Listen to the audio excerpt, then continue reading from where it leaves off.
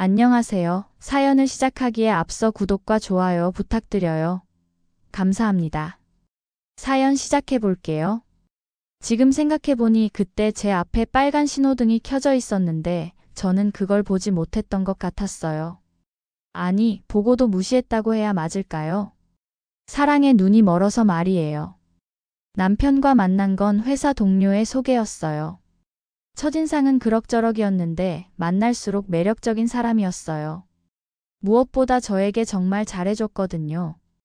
매일 아침 출근길에 커피 한 잔씩 사다 주고 퇴근하면 맛있는 저녁 먹자며 데리고 다니고 주말엔 제가 가고 싶다는 곳은 어디든 함께 했어요. 연애 초기에는 정말 꿈만 같았어요. 제 말 하나하나에 귀 기울여주고 작은 것 하나까지 챙겨주는 남자였어요. 그때는 이런 사람과 결혼하면 정말 행복할 거라고 생각했어요. 그런데 교제한 지 4개월 정도 되었을 때 갑자기 결혼 이야기를 꺼내더라고요. 어머니가 점을 보셨는데 꼭 올해를 넘기지 말고 결혼을 해야 잘 산다고 하시더라면서 결혼하자고 했어요. 저는 깜짝 놀랐어요. 아직 서로에 대해 모르는 게 너무 많은데 벌써 결혼이라니요. 하지만 그는 간절했고 저를 향한 마음이 진심으로 느껴졌어요. 그래서 조금 이르긴 하지만 결혼하기로 했어요. 연애 7개월 만에 말이에요. 결혼 준비를 하면서 부모님께서 정말 많은 도움을 주셨어요. 특히 주거 문제 때문에 고민하고 있는데 아버지가 월세 받고 있는 아파트가 하나 있는데 마침 세입자가 나간다며 우리가 거기서 시작하라고 하셨어요. 젊을 때 바짝 돈 모아서 집 사도록 배려해 주신 거였어요. 정말 감사했어요. 그 아파트는 신혼부부가 살기에 딱 적당한 크기였어요. 부모님의 배려에 남편도 정말 고마워했어요. 그때만 해도 우리는 정말 행복했어요. 그런데 결혼하고 나서부터 남편이 조금씩 달라지기 시작했어요. 연애할 때는 제 말 하나하나 다 들어주던 사람이 결혼하고 나니 자기 가족 일에는 제 의견을 전혀 묻지 않더라고요. 그리고 무엇보다 자기 가족만 엄청 챙기기 시작했어요. 가장 힘들었던 건 주말마다 시댁에 가야 하는 일이었어요. 시댁은 집에서 차로 30분 정도 거리였는데 주말만 되면 당연히 가야 하는 분위기였어요. 처음에는 그러려니 했는데 몇 주가 지나도 계속 똑같더라고요. 평일에 일하느라 피곤해서 이번 주말은 집에서 좀 쉬고 싶다고 했더니 남편이 버럭 화를 내더라고요. 어머니 혼자 계시는데 며느리가 그렇게 말하는 게 맞냐며 너무하다고 했어요. 신우는 조카와 함께 살면서 아이를 항상 시어머니한테 맡겼어요. 자기 아이를 시어머니에게 맡겨놓고는 맨날 친구들과 술 마시러 다니고 늦은 밤에 들어오기 일쑤였어요. 신우의 이혼 사유도 결혼하고 나서 알았어요. 바람을 펴서 이혼당한 거였어요. 그런데도 전혀 반성하는 기색이 없더라고요. 오히려 자기가 피해자인 것처럼 행동했어요. 시어머니도 연애할 때나 결혼 준비할 때는 저에게 정말 잘해주셨어요. 그런데 결혼하고 완전히 달라지셨어요. 시댁에 갈 때마다 조카 돌보는 일로 하소연을 하셨어요.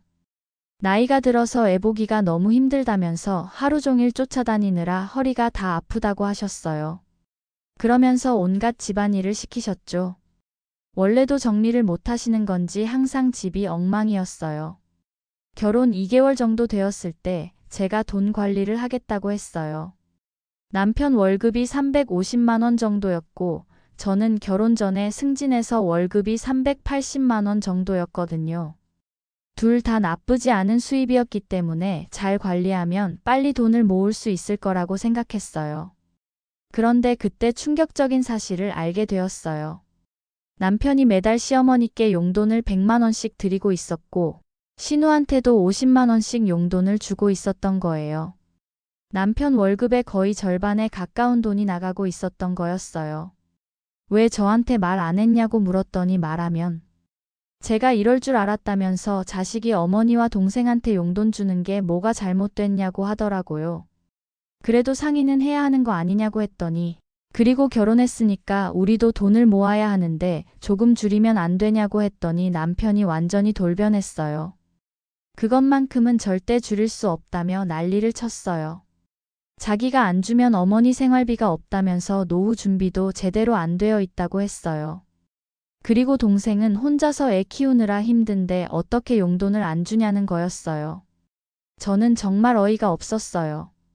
신우는 이혼하고 양육비로 한 달에 120만 원씩 받고 있다고 들었거든요. 그런데 일은 안 하고 계속 남편한테 손을 벌리고 있었어요. 나중에 알고 보니 신우는 그 양육비마저도 자기가 놀면서 다 써버리고 있었어요. 정작 조카한테 쓰는 돈은 별로 없는 것 같더라고요. 신우는 정말 엄마 역할을 하나도 하지 않았어요. 남편이 워낙 강하게 나와서 결국 그냥 그렇게 하기로 했어요.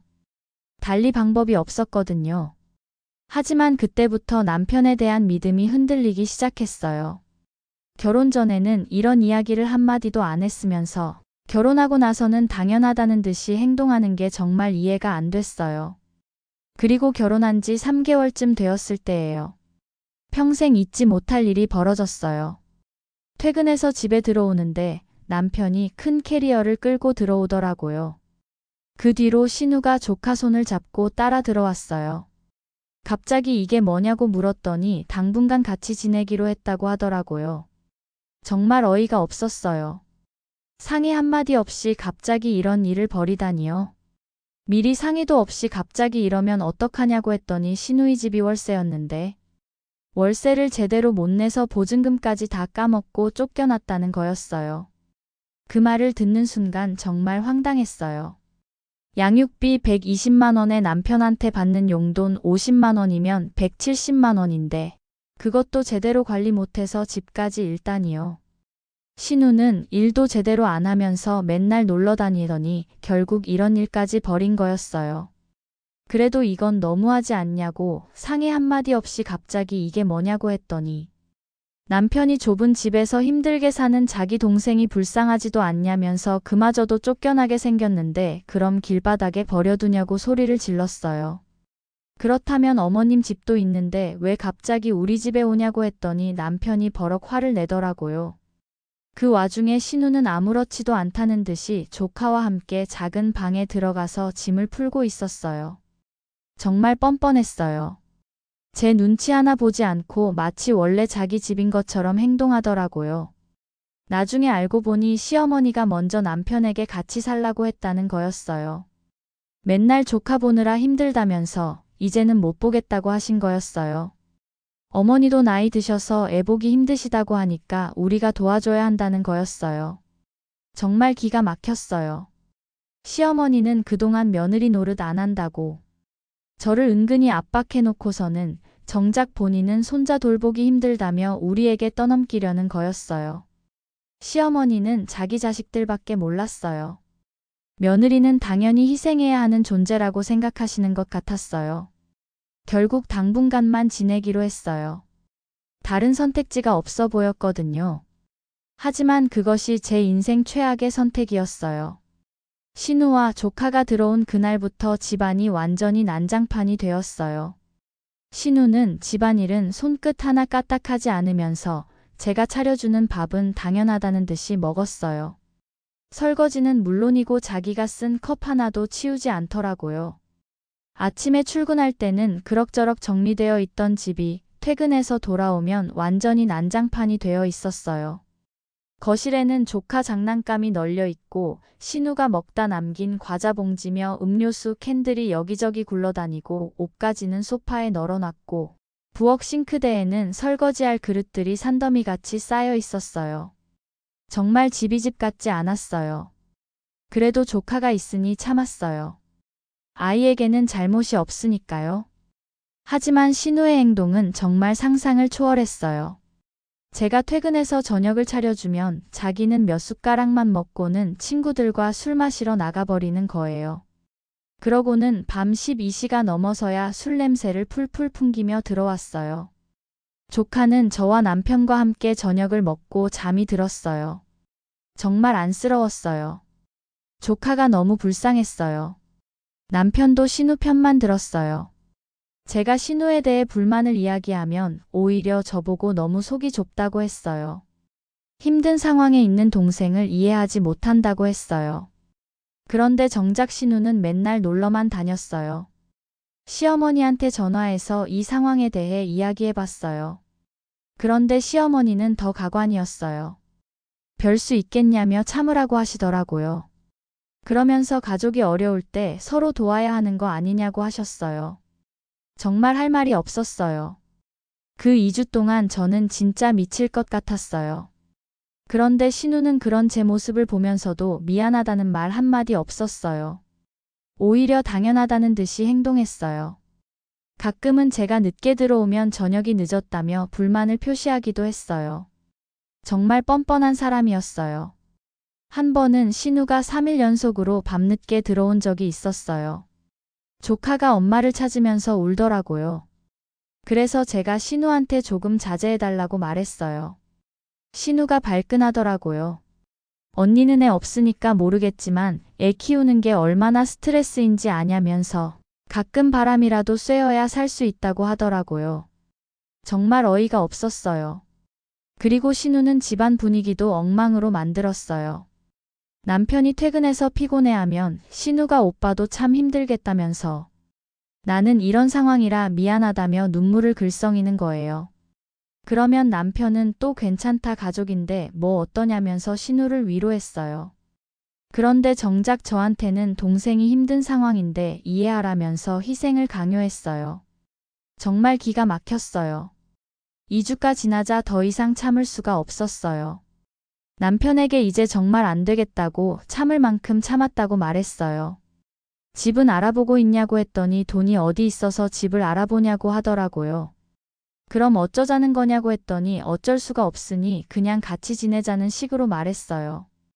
당분간이라고 했으면서 이제는 아예 같이 살자는 거였어요. 절대 안 된다고 했더니 남편이 갑자기 소리를 지르더라고요. 그럼 어떻게 하라는 거냐면서 자기 동생을 길바닥에 내쫓으라는 거냐고 했어요. 어머님께 말씀드리라고 했더니 어머니도 나이 드셔서 애 보기 힘드시다고 하니까 우리가 도와줘야 한다는 거였어요. 저도 못하겠다고 했더니 남편이 완전히 돌변해서 욕을 하면서 소리를 지르더라고요. 피도 눈물도 없는 년이라면서 이런 줄 알았으면 결혼 안 했을 거라고 했어요. 저도 당신이 이런 사람인 줄 알았으면 결혼 안 했다고 했어요. 그냥 동생 데리고 같이 나가라고 이혼하자고 했더니 비웃으면서 자기가 왜 나가야 되냐고 하더라고요. 결혼했으면 이 집도 공동소유라면서 저보고 무식하다고 했어요. 정말 어이가 없었어요. 부모님이 해주신 집을 공동소유라니요. 심지어 부모님 집이라 명의도 부모님 명의였는데 말이에요. 그날 밤 부모님께 전화드렸어요. 모든 상황을 다 말씀드리니 아버지가 분노하셨어요. 그런 놈한테 왜 이렇게까지 당하고 사냐며 당장 이혼하라고 하셨어요. 어머니도 화가 나셔서 빨리 정리하라고 하셨어요. 다음날 이혼 이야기를 꺼내자 남편은 계속 공동소유라며 우겼어요.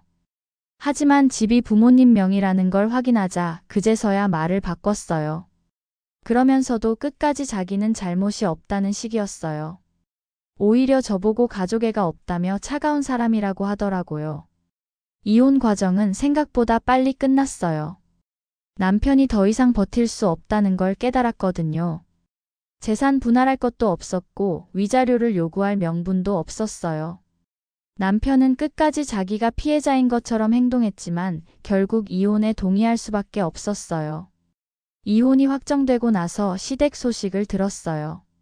남편과 신우, 조카가 모두 시어머니 집으로 들어갔다고 하더라고요. 원래 시어머니 혼자 살던 작은 아파트에 4명이 살게 된 거였어요. 좁은 집에서 넷이 살면서 남편 혼자 일하고 시어머니는 맨날 조카 보고 신우는 여전히 놀러 다니고 있다고 들었어요. 매달 시어머니께 100만 원, 신우한테 50만 원씩 주던 용돈은 이제 생활비가 되어버렸고 집세의 공과금에 4명의 생활비까지 감당하려니 허덕이고 있다고 들었어요. 남편 월급 350만 원으로는 턱없이 부족했을 거예요. 그런데도 신우는 여전히 일은 안 하고 놀러만 다닌다고 하더라고요. 신우의 유흥비까지 책임지려니 얼마나 힘들겠어요. 그런데도 신우는 정신 못 차리고 여전히 그러고 살더라고요. 가끔 그때를 생각해보면 정말 다행이라는 생각이 들어요. 만약 그때 참고 계속 살았다면 저는 평생 그들의 무료 가정부 노릇을 했을 거예요. 신우는 절대 독립할 생각이 없었을 거고, 남편은 계속 자기 가족만 챙겼을 거고, 시어머니는 며느리에게만 모든 걸 떠넘겼을 거예요. 가장 안쓰러운 건 조카였어요. 엄마는 양육비 받으면서도 제대로 아이 돌보지 않고 맨날 놀러 다니고, 아빠는 없고 사랑도 제대로 받지 못하는 아이가 정말 불쌍했어요. 지금 생각해보니 연애할 때 남편이 보여준 모든 친절과 배려는 다 가짜였던 것 같아요. 결혼하고 나서 보인 모습이 진짜였던 거죠. 자기 가족밖에 모르고 아내의 의견은 전혀 중요하게 생각하지 않고 당연하다는 듯이 희생만 요구하는 사람이었어요. 남편은 자기 가족밖에 모르는 사람이었어요. 아내인 저보다 자기 동생과 어머니가 더 중요한 사람이었던 거예요. 시어머니도 마찬가지였어요. 연애할 때는 정말 좋은 시어머니가 될 것 같았는데 결혼하고 나서는 완전히 달라졌어요. 며느리에게만 모든 걸 떠넘기고 본인은 편하게 지내려고만 했어요. 그러면서도 자기 자식들밖에 모르는 분이셨어요. 그리고 신우는 정말 답이 없는 사람이었어요. 바람을 펴서 이혼당하고도 반성은커녕 양육비 받으면서도 친정에 얹혀 살면서 아무런 책임감도 없이 놀러만 다니고 자기 아이마저 제대로 돌보지 않는 사람이었어요. 그마저도 지가 놀면서 다 쓰는 것 같았어요. 정말 철딱서니가 없는 사람이었어요. 맨날 시어머니랑 남편한테 손 벌리고 살면서도 당당했어요. 이혼하고 나서 친구들이 말하더라고요. 7개월 연애로 결혼한 게 너무 성급했다고. 최소 1년은 사귀어봐야 상대의 진짜 모습을 알 수 있다고 하더라고요. 정말 맞는 말이었어요. 특히 상대방 가족에 대해서도 충분히 알아봐야 한다는 걸 뼈저리게 느꼈어요. 지금은 혼자 살고 있어요. 부모님이 해주신 집에서 편안하게 지내고 있어요. 처음에는 이혼에 대한 자책감도 있었고 실패감도 있었지만 시간이 지나면서 정말 잘한 일이라는 생각이 들어요. 가끔 그 짧은 결혼 생활을 되돌아보면 정말 악몽 같았어요. 매일 스트레스 받고 집에 오는 게 두렵고 남편과 대화하는 것도 싫고 시댁 가는 것도 싫고 신우 눈치 보면서 사는 것도 싫었어요. 이제서야 사람을 제대로 알아보는 것이 얼마나 중요한지, 결혼 전에 상대방의 가족에 대해서도 충분히 알아봐야 한다는 것, 그리고 무엇보다 나 자신을 소중히 여기고 지켜야 한다는 것을 깨달았어요. 앞으로는 절대 다시는 그런 일이 반복되지 않도록 현명하게 판단하며 살아갈 거예요. 제 경험이 비슷한 상황에 있는 다른 분들에게도 도움이 되었으면 좋겠어요. 때로는 빨리 결단을 내리는 것이 모든 사람에게 더 나은 선택일 수 있다는 것을 말이에요. 제 긴 이야기를 끝까지 들어주셔서 감사합니다. 구독과 좋아요, 알림 설정까지 잊지 마세요.